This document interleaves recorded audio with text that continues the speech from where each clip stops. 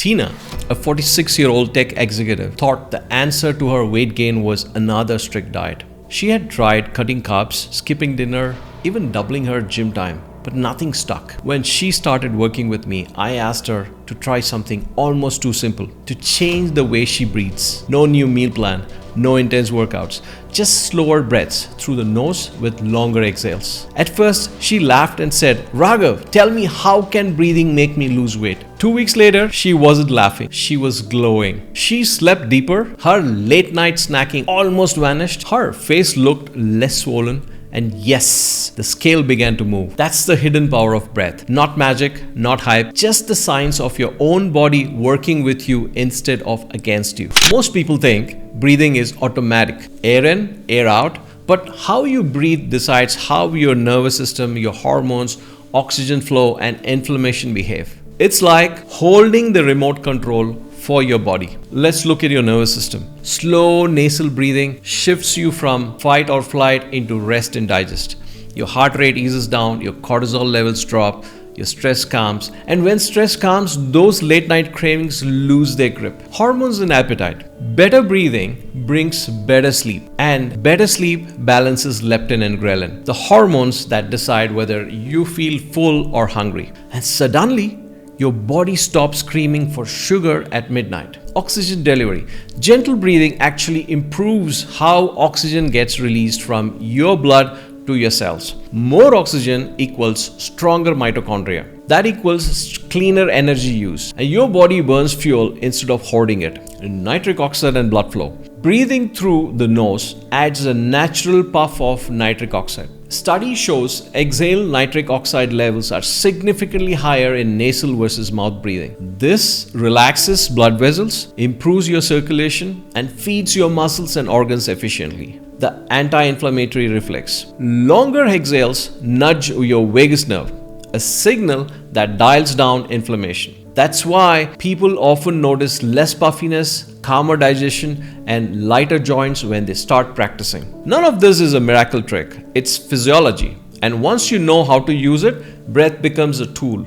Free, available, and always with you. 3 simple patterns. Most people think they need 100 breathing techniques. The truth, you only need a few. And the key is not variety, but consistency. I remember another client, James, a chief marketing officer. He traveled constantly for work, always jet lagged, always tired. He told me, I don't have time for meditation or yoga. So he picked just 3 simple patterns he could do anywhere. Within a month, he said, I feel calmer on flights. I snack less at airports, and I don't crash in meetings anymore. These are the same patterns I'll share with you today. Pattern A, it's called resonant breathing. Here the goal is around 5 to 6 breaths per minute. How you do it?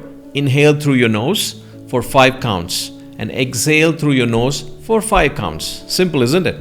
And you have to do it 5 minutes twice a day. It actually feels very smooth, easy, and rhythmic. No strain. This rhythm works like tuning a guitar. And pattern B, long exhale breathing. Here the goal is to relax fast. How you do it? You inhale with 4 counts and exhale with 8 counts. And do it for 3 minutes before meals or cravings. And why it works? That longer exhale activates your vagus nerve, like pressing a brake pedal on stress. Suddenly, the urge to reach for chips softens. The third one is pattern C, humming breath. Here the goal is to boost nitric oxide and calm the mind. How you do it?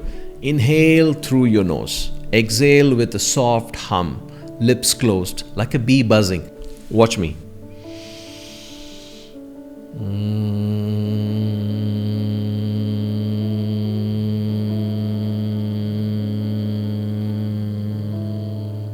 So you could do this for 3 to 5 minutes in the evening. The vibration relaxes your face and sinuses. Many people report their best sleep after this. Think of these patterns as your breath toolkit. You don't need all the tools every day, but knowing you have them means you can handle stress, cravings, or restlessness whenever life throws them at you. The biggest mistake people make is treating breathwork like a ritual locked in a quiet room. The real magic happens when you weave it into the fabric of your daily life. Take Tina again. She used to power through her day. Fast walking, quick meals, constant phone calls. We didn't add more to her schedule. Instead, we paired her breath with what she was already doing. That's why it stuck. Here's how you can do the same. During walks, keep your mouth closed. If you feel the urge to open it, slow your pace. This keeps you in a fat burning zone and builds CO2 tolerance. Think of it as walking in economy mode. Efficient and steady. Before meals, just 1 minute of long exhale breathing. It shifts your body into digest mode, reduces stress eating, and slows your pace at the table. Tina noticed she stopped overeating simply because she started calmer. During work breaks, 60 seconds of resonant breathing each hour, that's all. It's like hitting the reset button on your brain. One client told me, it's better than coffee for my focus. Before sleep, 3 minutes of humming breath. The vibration loses tension in your face and sinuses, while slow nasal breathing signals your body it's time to power down. Also, meta-analysis shows slow breathing significantly improves HRV, heart rate variability, and reduces anxiety. These moments don't demand extra time. They piggyback on what you already do. That's why they work. They fit your life instead of fighting it. Think of this like learning to play an instrument. You don't master the piano in one night. You start with few keys, then add rhythm, then build songs. Breathing works the same way. You layer small steps until the habit plays on its own. Here is a 4-week journey I actually give my clients. Week 1, it's awareness. Don't force anything, folks. Just notice, morning and evening. Sit for 2 minutes with one hand on your belly and one on your ribs. Breathe slowly through your nose and feel the movement. Awareness is the foundation. Week 2 is consistency. Now, stretch it to 5 minutes, morning and evening.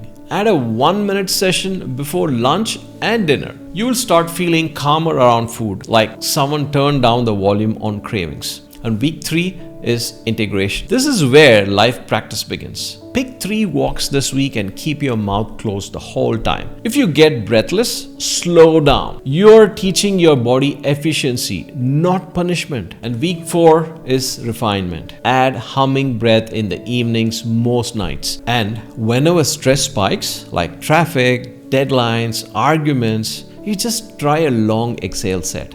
That's where the practice really proves its power. By the end of 4 weeks, most people don't ask, do I have time for this? Instead, they say, I can't imagine my day without it. Do you know why this supports weight loss? Let me tell you. Most people think weight loss is just about calories. But your breath decides whether your body is calm enough to use your fuel cleanly or stressed enough to hoard it. Let's break it down now. Lower cortisol, which is a stress hormone, means fewer sugar spikes. When stress hormones run high, your body stores fat around the belly and screams for quick energy. Slow breathing lowers the background noise. You snack less not because of willpower, but because your body stops shouting. Better sleep improves choices. Poor sleep pushes you towards junk food. Breathing that settles your brain lengthens deep sleep. And the better you sleep, the easier it is to choose real food over cravings the next day. Efficient training. New research shows nasal breathing makes exercises more efficient. Your body burns fat cleanly instead of crashing into sugar mode. You finish your workouts feeling charged instead of wrecked. So you show up again tomorrow. That's how momentum builds. Less inflammation means less water retention. When inflammation drops, puffiness fades, joints ache less, and workouts feel easier. And you don't lose magic weight, you lose bloat. And that consistency makes the real fat loss happen. And your breath isn't a hack, it's leverage. It changes your state, and your state changes your choices. And those choices, repeated daily, change your body ultimately. Breathing looks simple, but most people do it wrong when they finally pay attention. Think of this as learning posture for your lungs. Subtle adjustments that make the practice effective instead of stressful. Always breathe through your nose when you can. Mouth breathing is like leaving the front door open. It wastes energy and dries you out. Place one hand on your belly and one on your chest. The belly and ribs should rise first. The chest stays soft. Imagine filling the base of a balloon, not just the top. Shoulders aren't bellows. If they are moving up and down, you are forcing it. Keep them relaxed and let the breath drop lower. Exhale like fogging a mirror. Quite gentle, steady. No pushing. Think release, not force. If you feel desperate for air, pause. Take the next breath smaller. The goal isn't big dramatic breathing, it's calm control. These cues keep the practice smooth. Remember, effective breathing isn't about volume. It's about rhythm. Almost every beginner makes the same errors with breath work. The good news, once you spot them, they're easy to fix. People think bigger is better. It isn't. Oversized breaths trigger stress instead of calm. Smooth, steady, and quiet always wins. Long breath holds, ice baths, intense hacks, none of that is needed for fat loss or daily calm. Save the extremes for trained supervision. Mouth breathing dries your throat, spikes stress, hormones, and keeps you in fight mode even during workouts. Try to stay nasal as much as possible. This is the biggest trap. Anyone can breathe slowly on a yoga mat. The skill is using it when you're stressed, hungry, or stuck in traffic. That's when it counts. Think of breathwork like practicing a language. If you only speak it in class, you will forget. Use it in messy real life. That's how it sticks. You don't need gadgets or complicated charts to see progress. Your breath gives you feedback if you know where to look. Think of these as your vital signs for calm. Count your breaths for 1 minute right after waking. Many adults start around 14 to 18. With practice, it often drops by 2 to 3. That's your nervous system getting stronger. Take a normal inhale and exhale through your nose. Pinch your nose and time how long until you feel the first clear urge to breathe. Don't push past comfort. Most people start at 10 to 20 seconds. A slow climb over weeks means your cells are learning to use oxygen better. Each night, rate your cravings. From 1, say none, to 5, which is intense. Track the trend. As your breathing practice stabilizes stress and sleep, those scores usually fall. These metrics aren't about perfection. They're simple mirrors. They show you quietly that the practice is working long before the scale or lab tests catch up.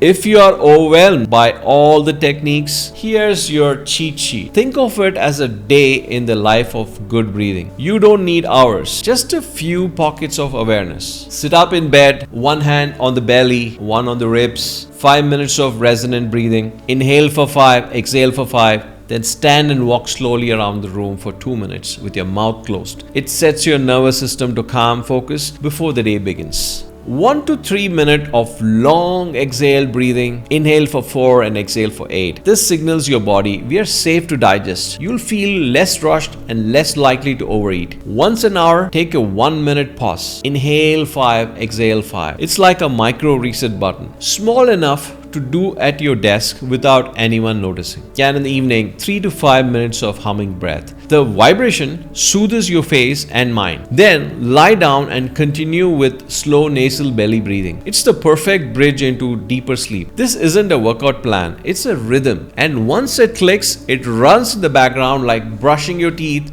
automatic, reliable, and simple.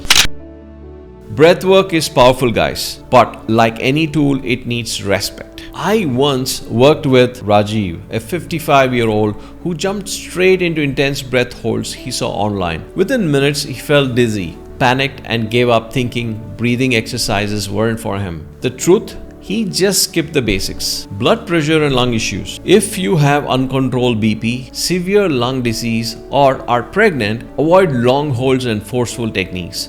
Stick to gentle nasal breathing. If you ever feel lightheaded, that's your cue to pause and reset. Breathing should calm you, not scare you. Snoring and apnea.